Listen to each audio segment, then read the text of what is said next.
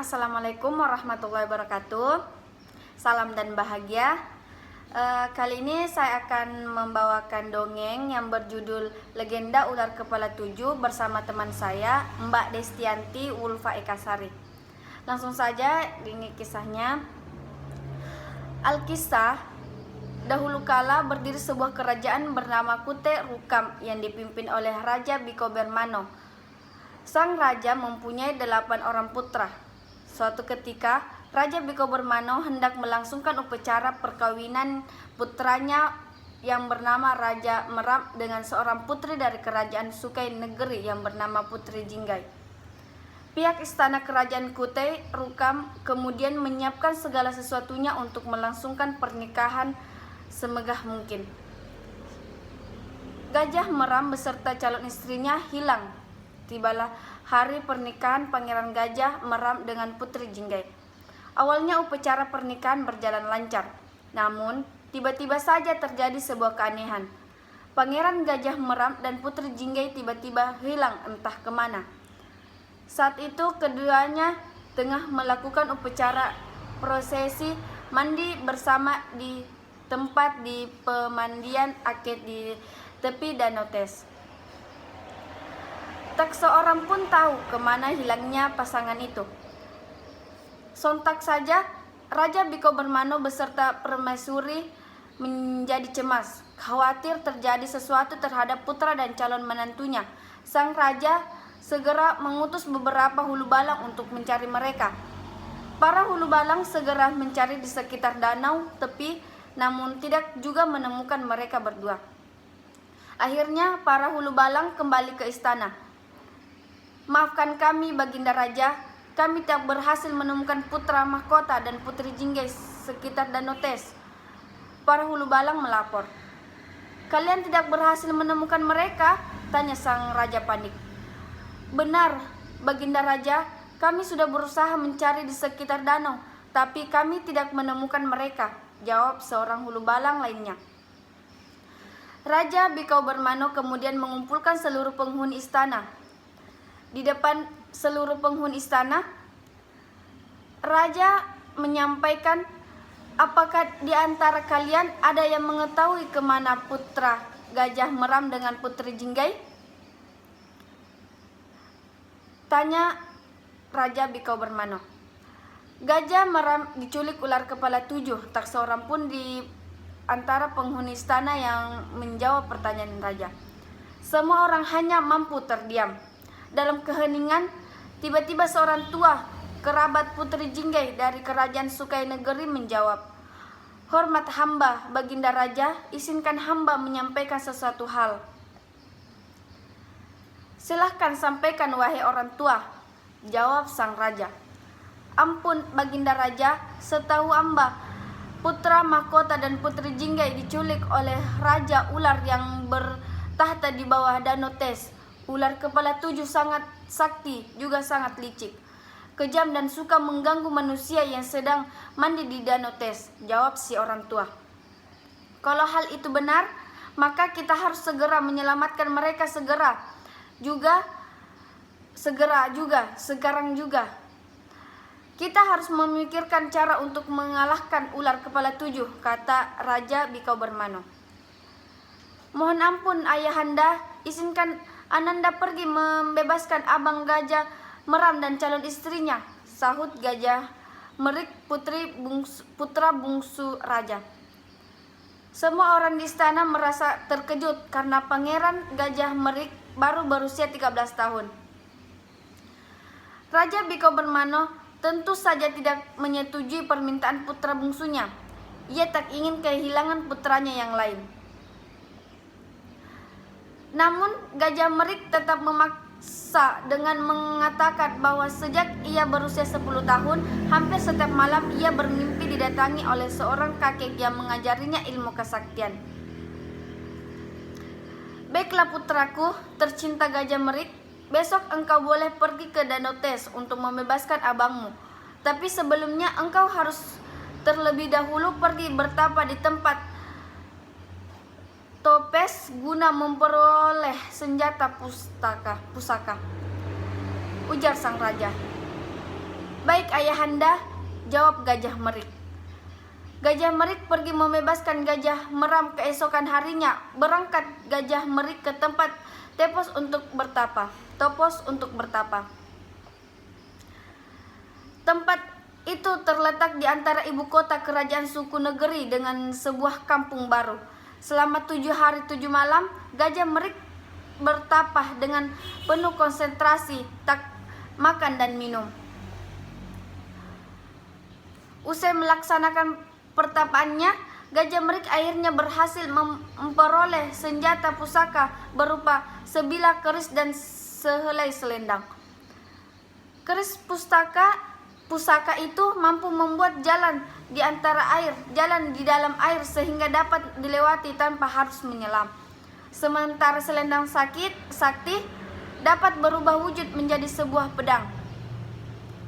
Selanjutnya, Gajah Merik kembali pulang ke istana dengan membawa kedua senjata pusakanya. Saat tiba di kampung Telang Macang, ia melihat beberapa prajurit kerajaan tengah menjaga daerah perbatasan kerajaan Kutai Rukam dengan kerajaan suku negeri.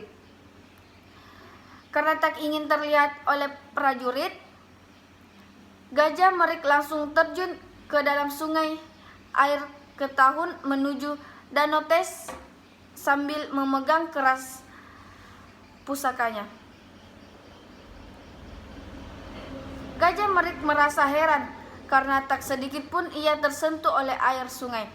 Awalnya Gajah Merik berniat hendak kembali ke istana terlebih dahulu, namun ketika melewati Danau Tes, ia berubah pikiran untuk segera mencari si Raja Ular. Gajah Merik kemudian menyelam hingga ke dasar danau. Tak seberapa lama ia berhasil menemukan tempat persembunyian Raja Ular Sakti. Gajah Merik melihat sebuah gapura di depan mulut gua besar. Saat ia memasuki mulut gua, tiba-tiba dihadang oleh 2 ekor ular besar. Gajah Merik bertarung melawan ular kepala 7. "Hai manusia, kamu siapa? Berani sekali kamu masuk ke sini," teriak seekor ular. "Namaku Gajah Merik.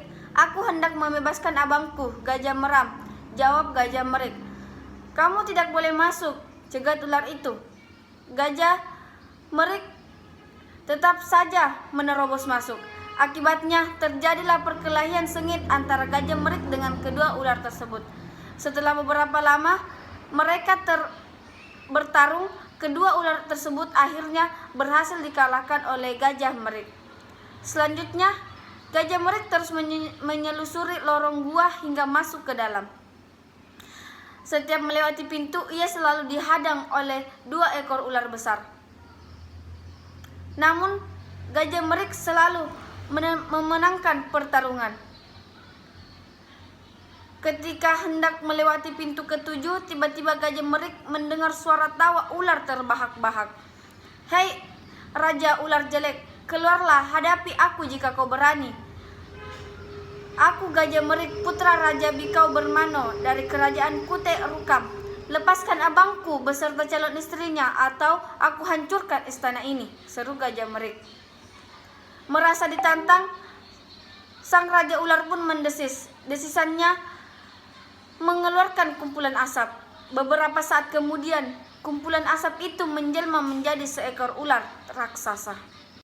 Si Raja Ular mengatakan bahwa ia bersedia membebaskan Gajah Meram dengan syarat Gajah Merik mampu menghidupkan kembali para ular pengawal yang ia bunuh, dan Gajah Merik juga harus mampu mengalahkan si Raja Ular Sakti. Dengan kesaktian yang diperoleh dari kakek di dalam mimpinya, Gajah Merik segera mengusapkan satu persatu mata ular-ular yang telah dibunuhnya sambil membaca mantra. Dalam waktu sekejap, ular-ular tersebut hidup kembali. Raja Ular terkejut melihat kemampuan anak itu. "Sekarang lawanlah aku. Tunjukkan kesaktianmu kalau kamu berani," jawab ular sakti kepala 7. Tanpa berpikir panjang, Raja Ular langsung mengibaskan ekornya ke arah Gajah Merik. Gajah Merik yang sudah siap segera berkelit dengan lincahnya sehingga terhindar dari keibasan ekor Raja Ular. Pertarungan sengit pun terjadi. Keduanya silih berganti menyerang dengan mengeluarkan jurus-jurus sakti masing-masing. Perkelahian antar manusia dengan binatang itu berjalan seimbang. Sudah 5 hari 5 malam keduanya berkelahi, namun belum ada salah satu yang terkalahkan. Ketika memasuki hari ke-6, Raja Ular mulai kelelahan. Ia hampir kehabisan tenaga. Kesempatan tersebut tak disia-siakan oleh Gajah Merik. Ia terus menyerang hingga akhirnya Raja Ular Sakti terdesak. Di saat yang tepat, Gajah Merik segera menusuk selendangnya yang telah menjelma menjadi pedang ke arah perut Raja Ular. "Aduh, sakit!" Raja Ular menjerit kesakitan. Melihat Raja Ular sudah tak berdaya, Gajah Merik mundur beberapa langkah untuk berjaga-jaga. Siapa tahu Raja Ular Sakti tiba-tiba kembali menyerangnya. "Kamu memang hebat, anak kecil. Aku mengakui kekalahanku," kata Raja Ular. Mendengar pengakuan Raja Ular Sakti, Gajah Merik segera membebaskan abangnya dan Putri Jinggai yang dikurung dalam sebuah ruangan. Sementara di istana, Raja Bikau Bermano merasa sudah 2 minggu Gajah Merik belum juga pulang dari petapaannya. Oleh karenanya, sang raja memerintahkan beberapa hulu balang untuk menyusul Gajah Merik di tempat topos. Namun belum juga para hulu balang berangkat ke petapa topos, tiba-tiba salah seorang hulu balang yang ditugaskan menjaga tempat pemandian di Danau Tes datang dengan tergesa-gesa mengabarkan bahwa Gajah Merik, Gajah Meram, dan Putri Jinggai telah kembali dengan selamat. "Ampun Baginda, kami yang sedang berjaga-jaga di danau itu juga terkejut. Tiba-tiba Gajah Merik muncul dari dalam danau bersama Gajah Meram dan Putri Jinggai." Kedatangan mereka disambut gembira oleh sang raja beserta seluruh keluarga istana. Setelah itu sang raja menyerahkan tahta kerajaan kepada Gajah Meram. Namun Gajah Meram menolak menerima tahta kerajaan Kutai Rukam. Ia malah mengajukan raja untuk menyerahkan tahta kerajaan pada Gajah Merik. Setelah didesak, akhirnya Gajah Merik bersedia menerima tahta kerajaan Kutai Rukam dengan syarat ia boleh mengangkat Raja Ular beserta para pengikutnya yang telah ia taklukkan menjadi hulu balang kerajaan Kutai Rukam. Permintaan Gajah Merik dikabulkan oleh sang raja. Akhirnya Raja Ular yang telah ditaklukkan diangkat menjadi hulu balang kerajaan Kutai Rukam. Terima kasih.